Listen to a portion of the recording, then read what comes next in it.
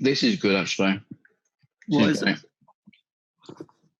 So, what is it you're eating? Victoria sponge. Oh, okay. Really nice. So, the whale's closest cousin is the hippo. What do you make of that? I think it offends me on several levels.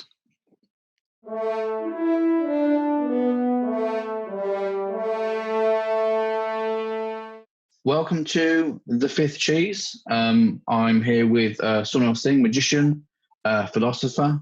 I'm not quite a philosopher. Well, I study philosophy, but I don't have a PhD or anything, and I haven't published anything. So, but I do identify as a philosopher. Perfect. That'll do. I think we can. That's legally allowed now. The first question, as always, as we kick off, is why? I think the answer to this is sevenfold. A lot of people say sixfold, but okay, you go. Well, yeah, some people say sixfold, but I just thought in Genesis, the Lord made the world in 7 days, not 6. So I think they're not a framework, it's a precedent. They're not the account of the Sabbath. So you need the day of rest. So I would say sevenfold. That makes sense. Do you want to talk us through all 7 stages of that, or should we just gloss over it?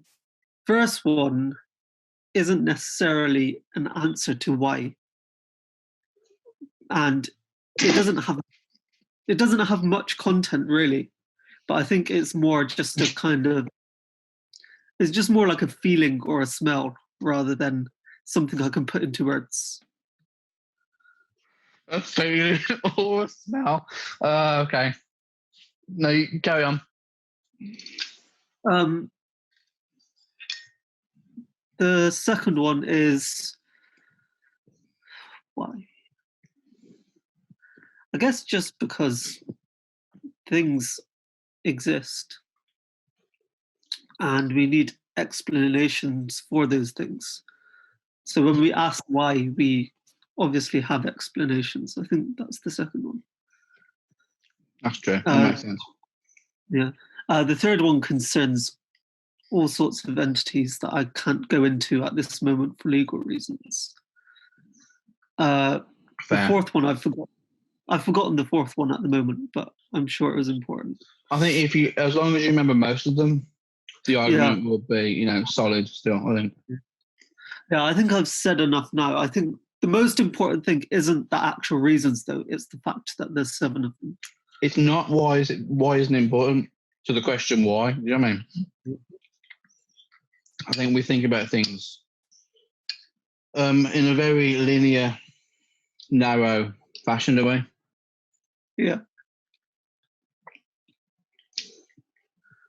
This is good, actually. What is it? So, what is it you're eating? Victoria sponge. Oh, okay. Really nice. So, the whale's closest cousin is the hippo. What do you make of that? I think it offends me on several levels. I mean, I didn't think this was the case, and it doesn't accord with my worldview. So I think it's quite insensitive for you to say that to my face. I mean, I'd like to apologise for giving myself a platform to do that. I think I need to take some time away from the podcast. So this will be the last episode for a while. Oh, that's good. I was kind of and I'll probably not record another one until next week because it's weekly. But I will take some time out in between, so I take that on board. So Sam Harris said, "Consider it. Every person you've ever met, every person will suffer the loss of his friends and family all are going to lose everything they love in this world. Why would one want to be anything but kind to them in the meantime? What do you think about that? Is there a case to be mean? In the meantime, I think I agree fundamentally. Like, we should be kind to everyone, and we should show tolerance to obviously everyone, and we should be very inclusive in this. But given that, obviously, there's some people who will use this as a reason to state their opinion. Disagree. Which can be problematic, yeah. So obviously we should be kind to people, and that should include everyone. But at the same time, we need to be kind to the right people so the wrong people don't state their opinion. Yeah. Yeah. That's true. And I think more and more people are having the wrong opinions as well. So I think there's very few people who I would actually apply this to, because most people think the wrong thing. Yeah, I mean, earlier when I was talking, I felt, this is wrong, this feels wrong. Yeah. Even now, I think this... Most people don't have sociology degrees. That's true. And to know anything, I think you need a 2-1 in sociology. I think if anything comes from this podcast, it's that to know anything, you need a 2-1 in sociology. I mean, I was talking to someone who had a first, and he was getting into all these statistics and stuff, which I thought was distracting from the message. So I think facts are distracting. There's a problem. Like, anything less than a 2-1 is a problem. Anything more than a 2-1 is a problem. So if you have a 2-1 in sociology, then I think Sam Harris is right then. Okay, I see the criteria that you've laid out there. Sometimes if you have a 2-1, then that's also problematic. I think it is. The philosopher Jagger once said, "You can't always get what you want. You can't always get what you want. You can't always get what you want. But if you try sometimes, well, you might find you get what you need." Yeah. But are you getting enough vitamin D, especially during lockdown? Personally, I don't think I am. You look pale. I was taking walks, but in the last few days, I've given up because, we need to flatten the curve. So I think to leave my room would be irresponsible at this point. Yeah. Have you been on any marches or? Several. Like, most days I've been on marches, but aside from that, I don't leave my room, because I just think if I leave my room, there's other people in the house, and I don't want to infect them. Absolutely. To go to the marches, I have a ladder out of my window, so I leave out of the window so I don't infect anyone in the house, and then I go into the march and show solidarity. That makes sense. Practice safe marches. Here's one: the Dutch headwind cycling championship. The Dutch headwind cycling championship this year was cancelled due to high winds. Does that sum up 2020? No. What sporting event that would be cancelled due to the fact that it's an integral part of it that obstructed it would be a suitable example to describe 2020? Well, I think I wouldn't say cancelled, but if the event where they chased the cheese down the hill, if that was postponed by a week, I think that would just postpone. Perfectly. Yeah, I mean, that's true. There's a lot of... We need to think of this as a postponement rather than a cancellation. Because people need meaning. So they need cheese. Chasing the cheese obviously symbolises the search for meaning. So, but obviously we can't always do stuff in lockdown. So sometimes that meaning needs to be postponed by a week. Yes. And is there anything in the fact that the cheese is in wax and protected? What does that symbolise? It symbolises the protection from the truth. The protection of cheese with wax. Right. That's specifically about cheese, even within the metaphor. Okay, that makes sense. So McDonald's serve breakfast, but not all day. Should they? Is that one of the reasons for the riots? I think it's more than one of the reasons for the riots, personally. It in itself is numerically larger than one. Yeah. So I think if they did serve more breakfasts at McDonald's overall, I think we'd see a lot less riots, because if you're at McDonald's eating a breakfast, I don't think you'll have the kind of mental energy to riot. I think a lot of people miss breakfast nowadays. So to not have the nutrients in your system, because when do these things happen? It's not in the morning. Yeah. It's after the morning. So that's post breakfast.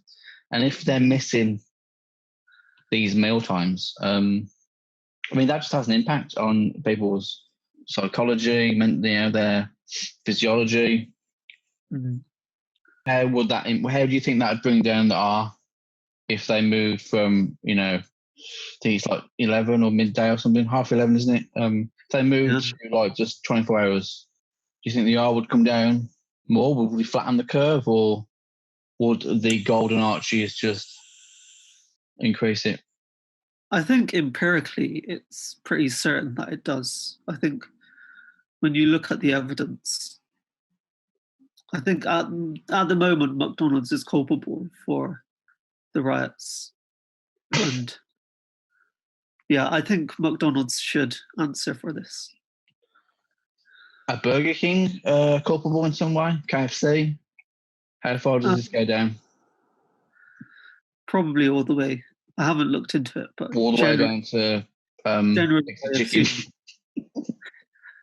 Generally, I assume things go all the way down. So I'm guessing KFC, McDonald's, even like the sandwiches you buy in gas stations. Yeah, Morrison's too. I think especially Morrison's, but that's just personal opinion. I think that's true. I think when the meal deal is that cost saving, there's always an underlying worry that something more sinister is at hand. So I think that's one you'll be aware of. I would like to see more fillings. Just as a side note, more fillings. There's not. I think there's the illusion of choice. It is one whole refrigerated. Yeah, I don't just want a sandwich. I want a feeling. Okay, more feeling. More feelings within a sandwich. Yeah, because if it's a great feeling, it doesn't need to be a great feeling. I've always said that. Personally, I'd like filling and feeling in a sandwich. Right, you need the emotional state. You feel that you need those neurons firing to enjoy the sandwich. Yeah. Okay. What do you think of? Because sometimes they don't butter the bread, or you get no mayo sandwiches. For me, you always butter the bread. I think this is the rule. Yeah. Metaphor for all instances. Always butter your bread. Do the groundwork. Get your as a coloured person, I definitely agree with this. I think much of the time it's a kind of lack of kind of the experience of people of colour is important. Which colour? Which colour? Most of them.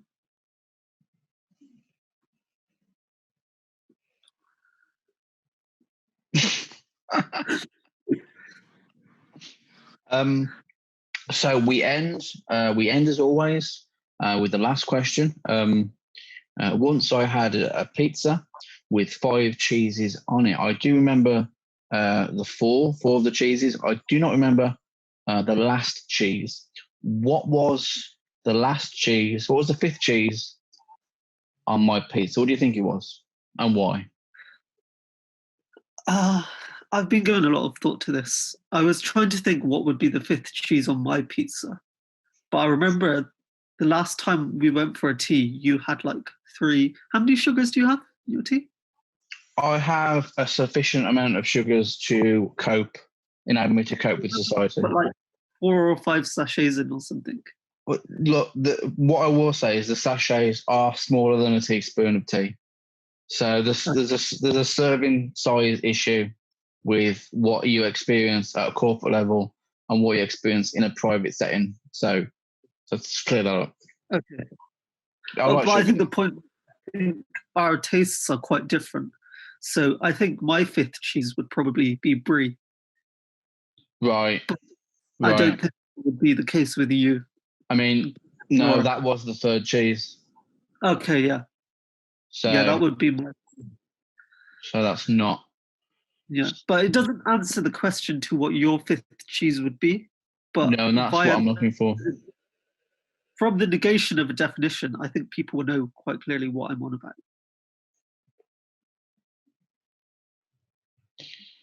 As in Red Leicester. That's what I'm on about.